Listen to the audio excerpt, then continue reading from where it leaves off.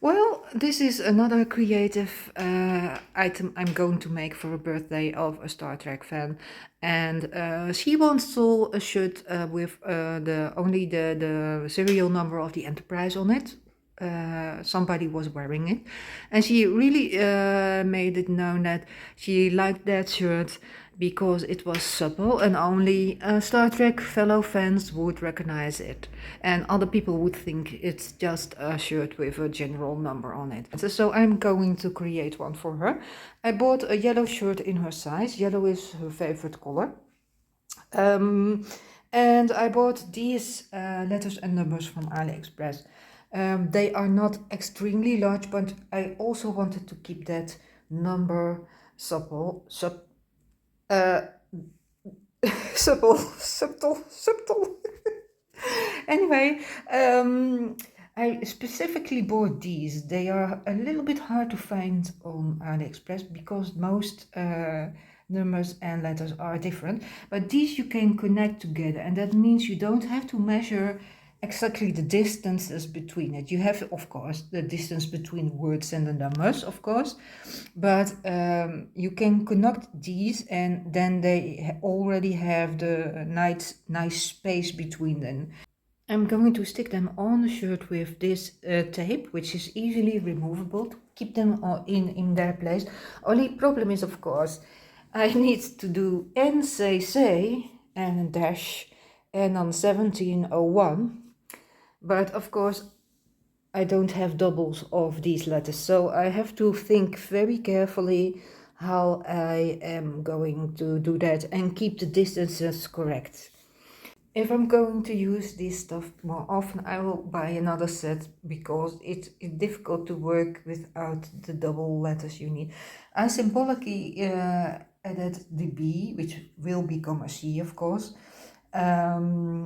to determine where the dot, the stripe must be. It's about under here, so it should be nice and divided, and then here the 1701.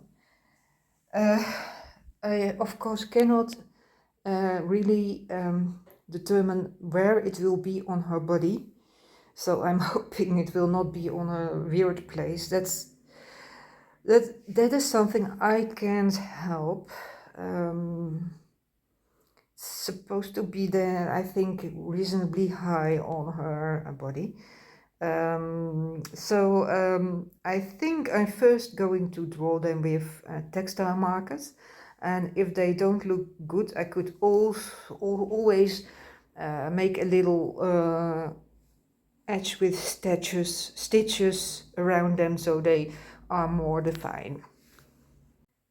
Oh, and I just noticed it might be a little bit lopsided, so I will measure from the shoulder to the beginning, and I already noticed I made a little mistake, so do that also. It probably will not be perfect, but it will be the same distance both from the shoulder. It's very hard to get perfect because there are not much points, orientation points. You only have the shoulders, which probably are the same height. So, and you could check the distance from here, but that's the problem because this is 4 numbers because and one has to be here, and these are 3 letters. I think it would look nicest if the stripe would be here, but then it would be shorter on this side and longer on this side. But does that really matter? I think the looks would be perfect if the little stripe would be here in the extension of the point of the neck.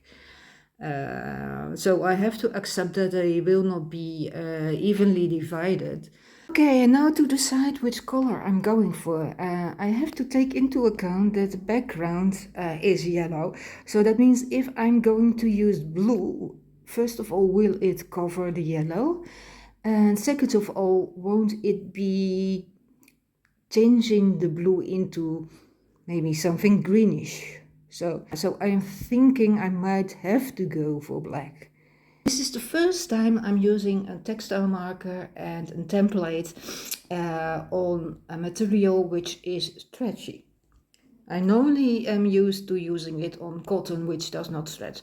That means you have to be very careful, but because it moves always, at the moment you put your point on it and start rubbing the ink in, the material is going to stretch. So I am really curious how it will look when I remove the template.